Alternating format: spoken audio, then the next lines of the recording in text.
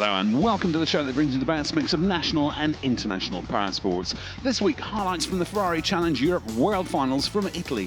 There's action from round one of the World EX Championship from Silverstone. We report from the Qatar Cross Country Rally. We chat to Red Bull Racing's Sergio Perez. But first, a taster of what's to come on this show over the coming weeks.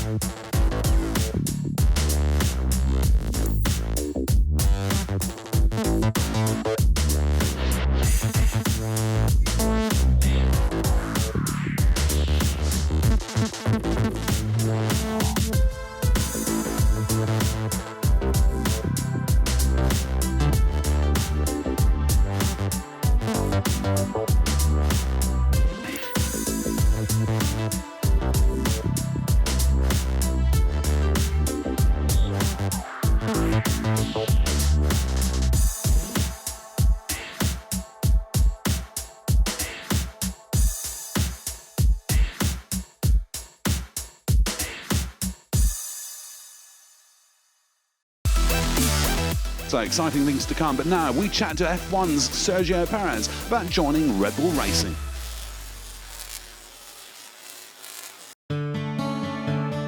It's amazing, you know, to be part of the Red Bull family. When you come here, you realize and you straight away know why they've been so successful.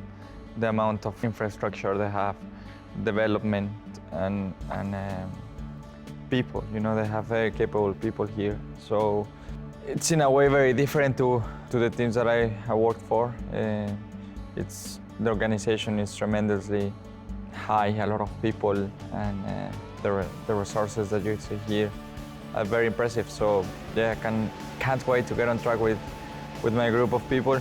Obviously, I've been 7 years with a team, so it feels a bit different, you know. It's like a dog finding a new family, you know.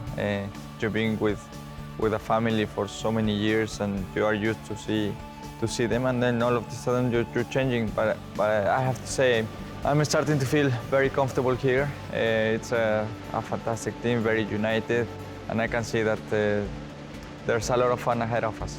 It's just a dream come true, you know, working with Adrian, with the amount of people, with the amount of engineers, and the level of engineering inside this team is very impressive. I was waiting all my career, you know, to get an opportunity with a top team. It finally came, and I think it came at the right moment for me.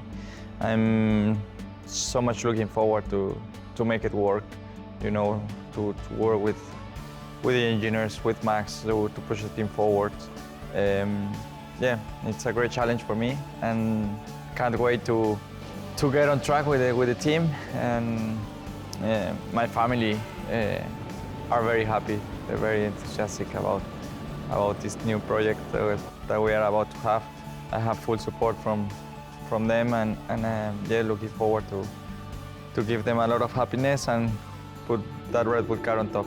I have to thank Red Bull for this tremendous opportunity to put their trust in me, you know. It means a lot, you know, and have the support from them to be able to join this big historic brand is very special for me, for my family. It means a lot.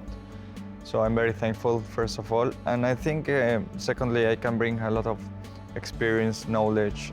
I've been in the sport in different teams, in different eras, and I think I know what I need from myself, but I also feel that I can push the team forwards in certain areas. We know the direction. Obviously, I have to wait and drive the car, but there's already some good ideas that we've been sharing with the team that hopefully we can bring some performance on track. I've been in the sport 10 years, so people by now they know what I can do, and it's obviously a new challenge, a new opportunity. So it's a moment for me to prove it to myself that I can take into the next step. You know, now I seem to have the machinery in my hands, so I have to make it sure I make it work. Next, we take you to Qatar for the first events of the FIA World Championship Cross Country Rally Series.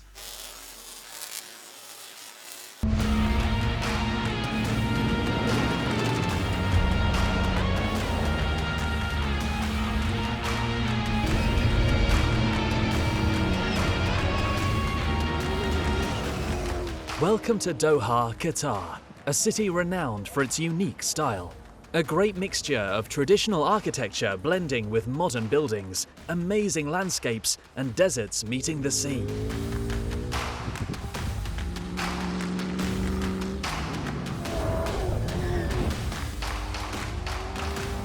Qatar is a country in constant development across all departments. And Doha, the capital of the state, lying on the coast of the Arabian Gulf, attracts many tourists.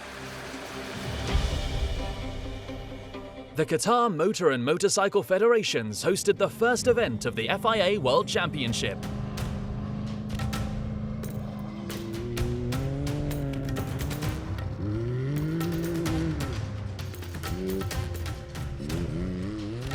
Eighteen teams gathered at Losail Arena to compete in the Manatech Qatar cross-country rally. The day before the first special stage was allocated for the scrutiny and preparation of the vehicles. The 18 teams were making final adjustments to their cars for the demanding desert terrains they had to face over the next few days. The first stage of the Manatech Qatar cross-country rally was ready to start. Engineers, drivers and co-drivers were ready to throw their cars into battle over the endless, challenging and unforgiving Qatari desert. It's a good feeling to start the first round of the World Champion cross-country here in Qatar. I just try to really focus 100% on my job. We need to make a good stage today because it will be very difficult. We need to take some feeling in the beginning. Most important to find the good way, and sure, we must push from the start. All the guys in the front are pushing all the time, so if it's day 1 or day 5, you have to attack. Sure, ready, bring it on.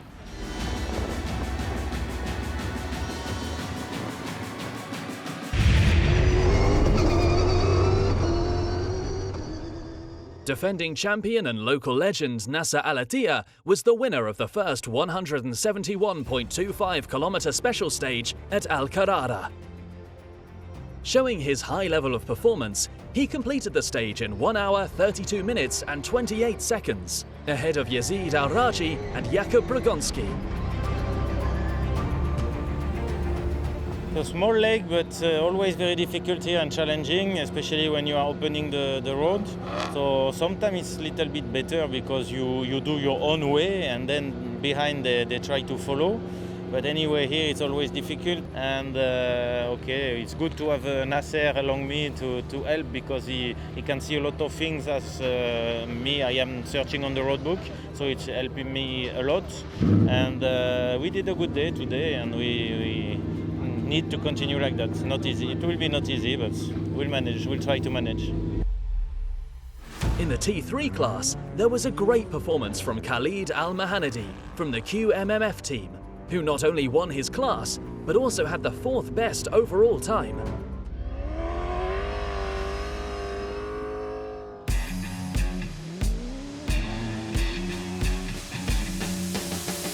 The Manatech Qatar cross-country rally offered a different kind of challenge for Leg 2.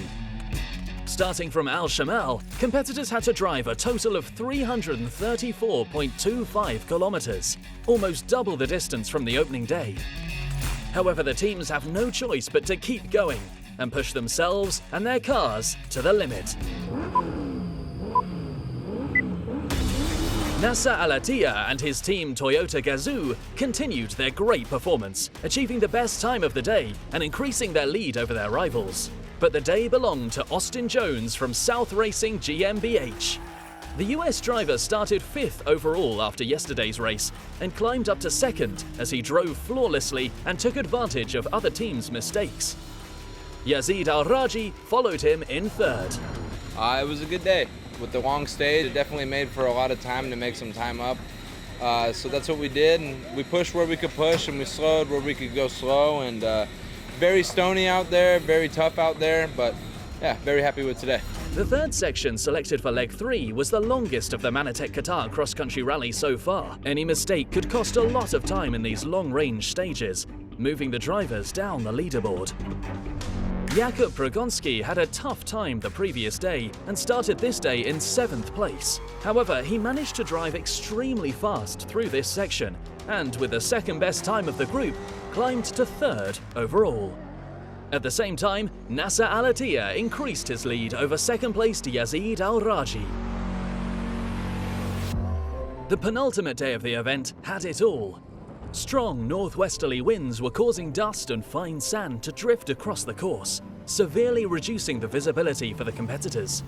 For safety reasons, the officials decided to cancel the second of the day's shorter special stages and just run the first 119.39 kilometers of the opening section.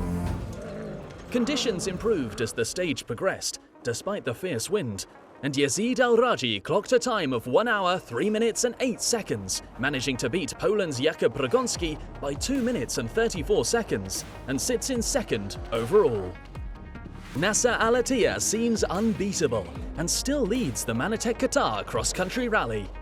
Meanwhile, in the T3 category, everything is still open, with Khalid Al-Mahanadi starting with a 7-minute 28-second lead. It was time for the last special stage for the Manatech Qatar cross-country rally.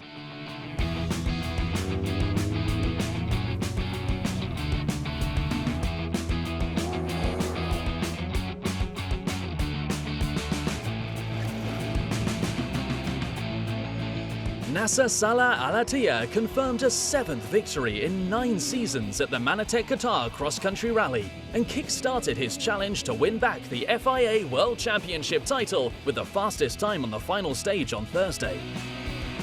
Yazid Al-Raji took 2nd place, while Poland's Jakub Progonski battles back from a near 2-hour time loss on day 2 to secure the final podium place. Finally at the finish of Qatar 2020 in 2nd position, I think is a very nice start for our championship. It's always difficult to come and fight with Nasser in Qatar, and after we have power steering problems we lose more than 1 hour, and so for then there was no chance to fight, so we had to just keep our position in 2nd. Yeah, really happy that we finished 3rd, and it was a good race for us. We learned a lot about car, and two last stages were quite good, and we are happy. In T3, the battle was always going to be epic. 6 T3 drivers were evenly matched across the stages.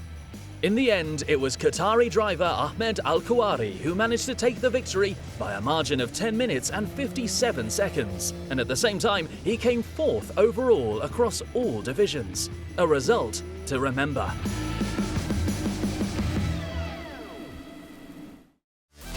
Welcome back to the show. Now we bring you a report from round 1 of a brand new virtual series. That's the World EX Championship from Silverstone. Welcome to the first round of the RCCO World EX Championship. World EX combines the excitement of virtual racing with one clear mission: to support the fight against climate change. Every single lap our drivers race around the virtual tracks will increase our climate jackpot total. And at the end of the series, the world champion of World EX will decide the climate conservation project that the entire jackpot will be donated to. Some of the world's best professional race drivers from both motorsport and esports will be handling the most powerful virtual electric racing cars in the world in their quest for the World Championship title. World EX is a brand new racing format with 22 drivers going head-to-head through 6 levels of intense virtual racing to claim that coveted title of World EX Champion. Let's hand over to our race commentator David Richardson for highlights. Qualifying saw a flying start to the racing, with all 22 drivers going head-to-head in one-lap shootouts to try to ensure their spot in the next round.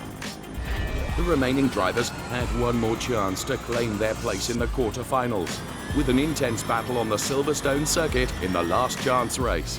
The biggest battle was up front, with wildcard Devin Browner crossing the line first, but a last-minute penalty from the race director awarded Absolute Racing's Miki Hoyer that coveted last spot on the grid in the next round. Level 3, the quarter-finals, saw a flying race for Alain Terzic, allowing him to claim the checkered flag ahead of his esports rivals. The pros race provided a bit more drama, with pressure from WRT's Dries van Tork resulting in RAG Esports founder Romain Grosjean almost spinning out, but a swift recovery allowed him to hold on to P4 and secure his spot at the back of the grid in the next round. Level 4 saw Romain Grosjean and Nianco Esports' Thomas Schmidt's luck run out when they were denied the opportunity to move on to the next round.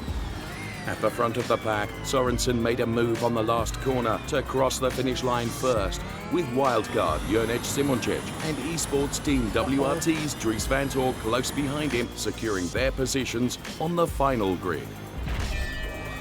The final saw the last 6 drivers scramble at the first corner, allowing Sorensen and wildcard Simoncic to move through the pack to put the pressure on Alain Terzic, to eventually gain the top spots and ultimately their places in the Super Final. The Super Final proved to be an intense one-lap head-to-head between professional driver Lasse Sorensen and wildcard entry professional sim racer Jurnej Simoncic. Sorensen kept his cool and refused to bow to the pressure from Simoncic in a well-matched competition. There you have it, 22 drivers down to 1. The winner of the first World EX Championship round, Lasse Sorensen from TK9 eSpeed. Super excited for being the first winner here. It's a really fun championship. It's totally new compared to what else is running. So I'm really happy to be a part of this new championship here. It's really fun, and I can't wait for the next round here. Thanks for joining us for the first ever race of the RCCO World EX World Championship. We'll see you next time, where we'll be racing in Florida, USA, home of the Sebring International Raceway. See you then. Finally, this week we bring you highlights from the Ferrari Challenge Europe World Finals from Misano, Italy.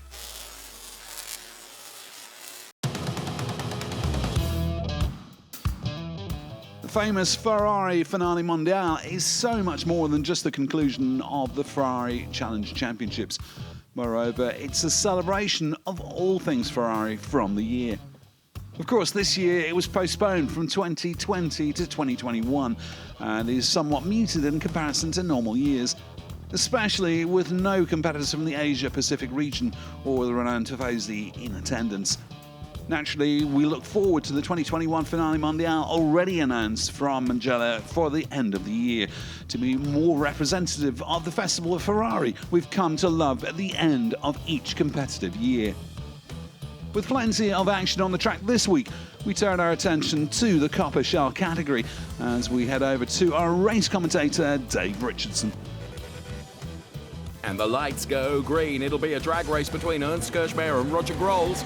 Into turn number 1, Michael Simoncic is looking lively. So too is Axel Sardingen on the inside of Roger Grols, trying to challenge for P2. This enables Ernst Kirchmayr to get up the road. Christian Kinch has to shortcut turns 2 and 3. So it's Kirchmayr from Grols, from Axel Sardingen, and Michael Simoncic is ahead of Boris Gideon. Michael Simoncic leading the AM class. Boris Gideon dropping behind Thomas Gosner there. We could just see at the back of that shot. So Michael Simoncic then, and Boris Gideon must have a problem because he's dropping down the order. He's down into P7 in the race overall. There he is in the 103 car as here comes Roger Grols on the inside of Ernst Kirchmayr. Ernst did not see that coming. Therefore, Roger Grols goes through and into the lead of this world final race for Copper Shell. So it's Grols from Kirchmayr. Then it is Axel Sardingen. Then it is Michael Simoncic for the AM drivers, who's got Christian Kinch and Thomas Gosner as a cushion between himself and Boris Gideon. Now, whether Boris Gideon had a small issue with the car because he dropped down behind Christian Kinch and Thomas Gosner, and unfortunately he is dropping further down the order now, so I think Boris Gideon's race is run. That was Thomas Gosner in the 161 car. So Grols, Kirchmayr and Sardingen are breaking away from the rest of the pack, and Michael Simoncic has got the advantage now of having 4 Shell drivers between himself and the closest challenger in terms of the AMs, that being Alex Fox. So Grols then, with that unexpected overtake on Ernst Kirchmayr, really caught him by surprise. He puts himself in the lead of this world final race. And there we can see the 103 car of Boris Gideon. Now he is currently running P3 in the AM class. We can see from the pit wall as Fabian Volvend looks on to enjoy the race action coming from this Copa Shell World Final. Roger Grols really stretching his legs now over Ernst Kirchmayr, and Ernst in turn is gapping Axel Sardigan pretty comprehensively too. Then we see Mikhail Simoncic, who of course is leading for the AM drivers. Separate world titles are awarded for the Shell drivers and for the Shell AM drivers also. On board with Alex Fox, who's chasing down the Corinna Gostner car ahead of him.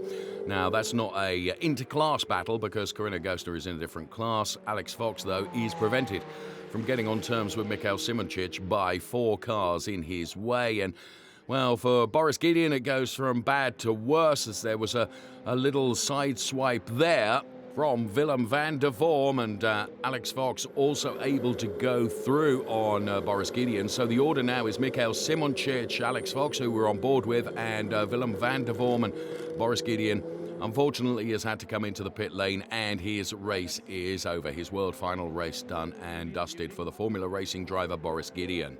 Meantime, this is Paul Rogers, who's currently running P5, being chased down by Werner Gente and Lisa Clark. So P5 in the world final race for our AM drivers sits with Paul Rogers, who comes under threat now from Werner Gente, who goes through on the inside. That was really rather gifted by Paul there.